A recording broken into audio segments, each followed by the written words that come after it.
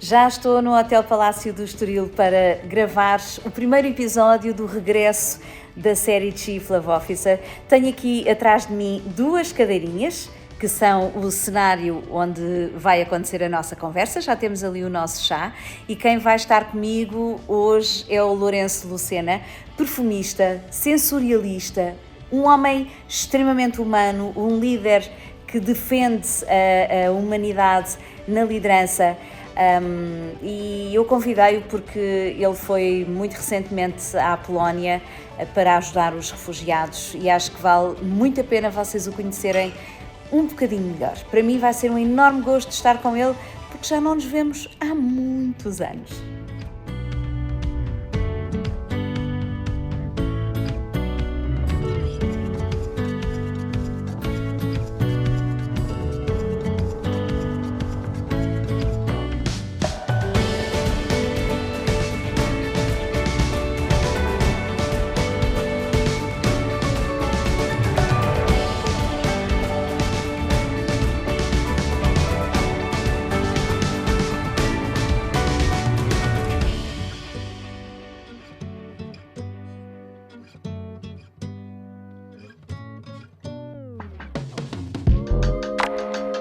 Olá, bom dia!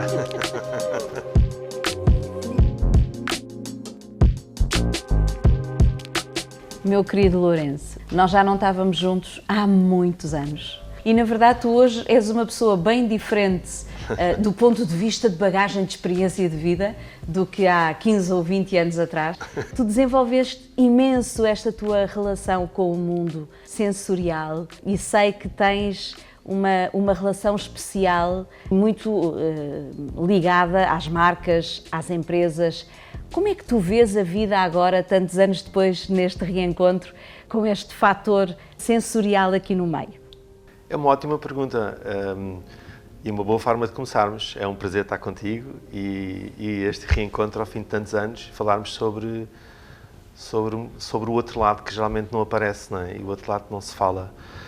Bom, como é que eu me sinto? Seguramente mais rico, não é? Uma coisa foi certa, foi que eu desde muito cedo comecei a perceber que queria fazer aquilo que me trazia chama. Nem sempre é fácil, nem sempre foi possível, mas quando tu sabes muito bem aquilo que te desafia, eu acho que é mais fácil correres atrás dessas... E, portanto, os perfumes e a dimensão sensorial foi algo que já fazia parte de mim desde muito pequenino, embora não de uma forma racionalizada, diria. E hoje olho para trás e, de facto, consigo encontrar alguns momentos onde de facto, os perfumes, mesmo a música, tiveram papéis interessantes ou são marcos, de alguma forma. E, portanto, a multissensorialidade acabou por ser algo que, fazendo parte dos meus interesses, eu consegui fazer uma osmose perfeita com a criação e com a gestão das marcas na Blug há 21 anos.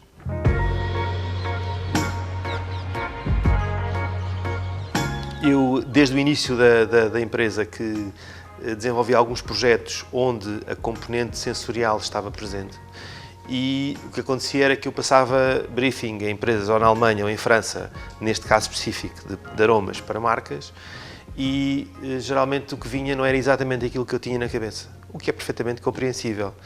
E, portanto, ficava muito irritado e o processo tinha muita entropia, no fundo, e não estava no rigor e no ritmo e na dinâmica que eu sentia que era preciso, e ao fim de 2 anos eu pensei, acabou, tenho que encontrar uma solução, e encontrei uma escola em Paris que conseguiu adaptar a formação ao facto de eu não ser residente e, portanto, consegui condensar a formação de 3 em 2 anos, e desde então comecei a fazer perfumes. Mas a verdade é que estes tempos que vivemos são tempos e ao mesmo tempo também da importância da digitalização, não é? Desta dependência da tecnologia que nos torna mais autistas, se quiseres, não é? Na relação com os outros, porque é muito mais fácil enviar um e-mail do que pegar no telefone, não é? É muito mais fácil enviar um WhatsApp, uma mensagem ou telefonar a dar os parabéns, não é? Essas barreiras e essas distâncias que nós vamos criando e que se agravaram, na minha opinião, com o Covid, eu acho que o aportar dos sentidos para minimizar essas distâncias é fundamental. Eu mesmo que não te possa tocar, se eu usar um perfume e se tu usares um perfume, estamos ambos a criar pontes sensoriais um com o outro, não é? É um elemento de comunicação. É um elemento de comunicação, é um elemento de atração, é um elemento de aproximação, não é? No fundo, de criação de links, de aceitação no outro, não é? E portanto, eu acho que mais do que nunca, não só nós, humanidade, mas as marcas, mais do que nunca, precisam da dimensão multissensorial para podermos continuar a tocar, a cheirar, a sentir, a falar, a sentir a expressão do olhar, o bling-bling dos olhos, não é? Que é fundamental na dimensão humana e que muitas vezes se perde com a tecnologia, não é? Porque a tecnologia não nos dá isso, não é? E que se transforma através destas sensações que os aromas nos fazem sentir. Tu, enquanto sensorialista, que sentidos é que achas que um líder deve apurar hoje nos tempos que vivemos? Eu acho que a intuição é algo que não vem dos sentidos, mas a intuição continua a ser fundamental. Mas eu diria que a sinestesia, isto é, o efeito de fusão da percepção sensorial do outro é fundamental. A expressão corporal, a temperatura do outro, não é? As expressões. O toque, não é? É tão diferente nós darmos um passou bem numa mão firme e segura e seca, não é? E, portanto, nos dias que correm, a dimensão multissensorial nas relações das pessoas é ainda mais importante, porque se ganhamos distância com a tecnologia, ainda assim há momentos de encontro, ainda assim há momentos físicos, não é? E então aí eu acho que os sentidos deveriam ser potenciados, claramente.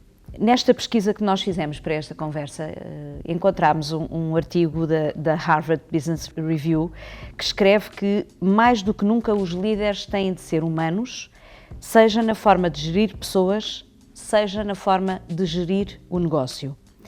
É este o momento de vivermos uma liderança mais humana? Sem dúvida, sem dúvida. Nós já sabemos como otimizar as empresas. Nós já sabemos como é que os negócios podem acontecer para correr bem, ou devem acontecer. Eu acho é que nesta obsessão do número, nesta obsessão do resultado, muitas das vezes se perde o layer humano. Obviamente que há ótimos exemplos, ainda assim, no nosso mundo das marcas, de empresas, de organizações que mantêm um foco central nas pessoas. Não é? Há vários exemplos, não é? Dos seguros, AGAs, às comunicações móveis, enfim, podíamos estar aqui a partilhar nomes, não é? Portanto, há ótimas referências e essas referências deviam ser mais vistas, mais focadas e tidas mais como referência, porque... E uma inspiração. E uma inspiração, certamente, porque no final é isso que conta, não é? Nós nascemos sem nada e morremos sem nada. É verdade. E, portanto, é muito mais importante aquilo que fazemos ao outro, não é? E a gratidão de sentirmos, no fundo, a possibilidade de fazer o bem ao outro, não é?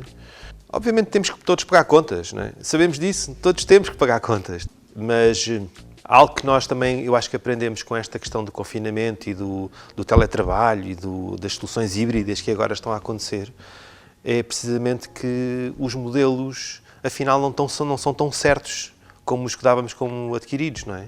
Para trabalharmos bem não precisamos estar todos juntos ao mesmo tempo. Obviamente que é fundamental. Então, em áreas criativas, marcas, branding, advertising, nestas áreas todas, obviamente que o estar presente, não é? O encontro, a partilha, a discussão é fundamental. Mas pode haver momentos em que isso aconteça e outros momentos em que não estamos juntos e não é por isso que a coisa não acontece. E, portanto, a gestão do tempo e a forma como nós acabamos por balançar essas duas dimensões, a dimensão humana, pessoal, particular e empresarial, de negócio, acho que ganhou em muitos de nós aqui balances, ganhou aqui equilíbrios muito interessantes. Eu sempre te conheci como um líder de alguma forma diferente pela forma como tu sentias a vida à tua volta. Eu lembro-me perfeitamente dos tempos da minha exame, de fazer algumas entrevistas contigo e a forma como tu sentias a marca e o trabalho que desenvolvias para a marca. Já nessa altura eu sentia diferença em relação a outros líderes. Hoje, esta tua experiência repentina, esta tua decisão de largares tudo e rumares à Polónia para ajudares refugiados, como é que surges, como é que te sentes neste desafio que trouxeste para a tua própria vida? Sinto-me mudado, sinto-me diferente daquilo que era há 3 semanas atrás. Como é que começou? Começou numa quarta-feira em que estava a ver mais uma noite de telejornal com a minha filha das notícias dramáticas, avassaladoras do que estava a passar-se na Ucrânia, e ela disse-me, a Pilar disse-me, devíamos fazer alguma coisa. E olha para ela e disse, vamos buscar pessoas. Pronto, isto foi numa quarta-feira e no domingo seguinte estávamos a seguir para a Polónia, já não sozinhos, porque entretanto conseguimos mobilizar amigos malucos como nós, e fomos 5 vans enormes, aquelas que não se guiam todos os dias, porque são coisas quase que tratores, não é? E portanto carregámos de produtos de primeiras necessidades, de bens essenciais, sobretudo de produtos de primeiros socorros, produtos para crianças, leite de iniciação, porque muitas das mães perderam leite com o stress pós-traumático de guerra, fraldas de crianças e de adultos para idosos, coisas muito específicas, mas que nós sabíamos que eram úteis. E depois fomos para as estações de comboio, fomos para os pavilhões dizer somos de Portugal, somos estes, não é? Expor a nossa humanidade e a nossa fisicalidade. E a verdade é que todas as pessoas que nós abordámos éramos só homens e todas elas disseram que não, porque obviamente que já se sabia que estava a haver um tráfico enorme de pessoas, um tráfico humano real. E, portanto, elas, naquele desespero, percebia-se nos olhos que elas queriam dizer que sim. Mas tinham medo. E, portanto, tivemos que mudar a estratégia. No dia seguinte, já só foi a minha filha Pilar, uma amiga nossa, a Francisca, e mais 2 homens, que ajudou a quebrar esse gelo, não é? Eu sinto-me, de facto, mudado, porque tu vês coisas tão diferentes e que já não é um filme, não é? Já não é uma coisa que tu vês no ecrã, não é? Nós fomos confrontados com o sim ou com o não, com uma mãe que está com 5 filhos, com sacos de plástico, com as poucas coisas que tem na mão, que nós dizemos, venham connosco que nós damos proteção, arranjamos futuro. E ela diz que não, muito obrigado. Ela desatar a chorar sem conseguir dizer que sim, porque não queria aceitar por uma questão de dignidade. Portanto, são situações super marcantes, super duras e super emocionantes. Eu emociono-me a falar sobre isto. Lourenço, eu sei que tu estás a preparar outros projetos e outras iniciativas ligadas com esta questão dos refugiados da Ucrânia. Estás a criar uma plataforma que permite que essas pessoas consigam mais e melhores empregos em Portugal. Basicamente é isto. Queres explicar-nos? Sim, e bem, eu acho que isto aconteceu imediatamente a seguir a chegar de Varsóvia a Lisboa e aquela sensação do vazio de perceber, e agora? O que é que eu vou fazer mais, não é? Porque vimos com aquelas imagens todas na cabeça, que só depois de chegarmos é que começamos a processar a informação, não é? A ficha cai-nos e começamos a juntar as peças do puzzle, porque até lá foi tudo muito funcional, trazer as pessoas, a organizar as dormidas de viagem de 3 dias, arranjar alojamento para 47 pessoas, não é? Que era a nossa comitiva de regresso, éramos 47. E, portanto, quando eu regressei e depois do trabalho que fizemos nos 3 dias de viagem, que foi entre nós, em cada carrinha, perceber quem eram essas pessoas, não é? De onde vinham, o que é que faziam na vida, profissionalmente. E o nosso desafio foi arranjar, por um lado, acomodação digna, porque estas pessoas não vêm para dormir em dormitórios, estas pessoas não vêm para dormir em centros de acolhimento, estas pessoas vêm para refazer a vida, vêm para tentar ter um futuro com o mínimo de dignidade, porque elas lá tinham essa dignidade. E, portanto, esse era o nosso drive, era tentar, no fundo, encontrar oportunidades de emprego de acordo com o perfil de cada uma delas, porque o mais fácil seria armazéns, não é? Não falam uma língua, portanto, vão fazer reposição. não é? A verdade é que começámos a escarafunchar e percebemos, sei lá, uma que trabalhava no Leroy Merlin de Kiev e, portanto, fizemos o contacto com a Leroy Merlin Portugal, que fez a ponte com a base internacional de dados e percebeu, de facto, pelo número dela, que era uma colaboradora da Leroy Merlin em Kiev e, portanto, foi integrada no Leroy Merlin de Sintra. Percebemos que algumas delas trabalhavam na área de estética, massagens e, portanto, conseguimos colocá-las em hotéis, como os hotéis Pestana, os hotéis Dom Pedro. Uma delas era pasteleira, falámos com a manteigaria e integrámos a Anastasia no Time Out Market, no Caixo de Oré.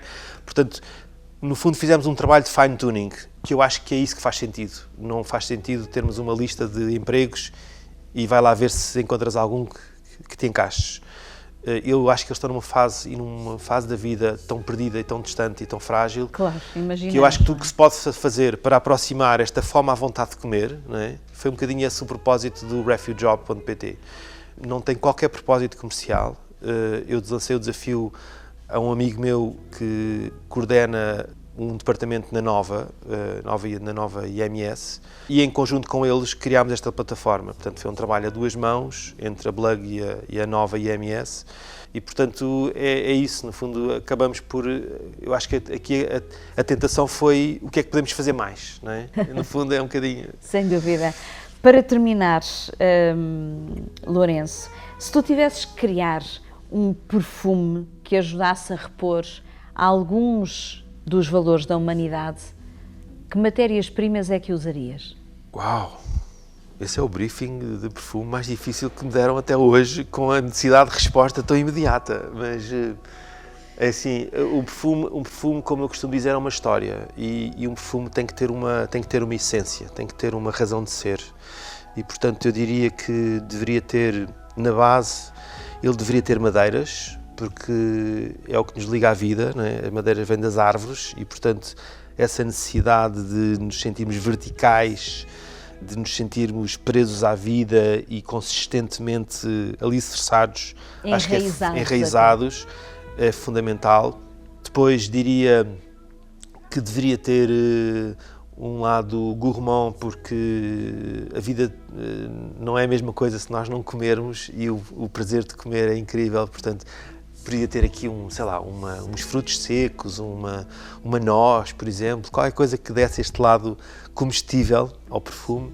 Depois, a vibração da vida, não é? Portanto, eu aí diria algumas frutas, que traz frescura, traz juventude. Por ser português, uma nota aquática, a relação com o mar é fundamental para nós. E a fechar, claramente, com citrino, porque estamos todos a precisar de ser chocalhados, não é? E o citrino tem esse lado efervescente, talvez uma toranja e um limão siciliano, para fechar bem. Mas acho que seria um bom perfume para, enfim, ajudar a humanidade a voltar a se reconectar.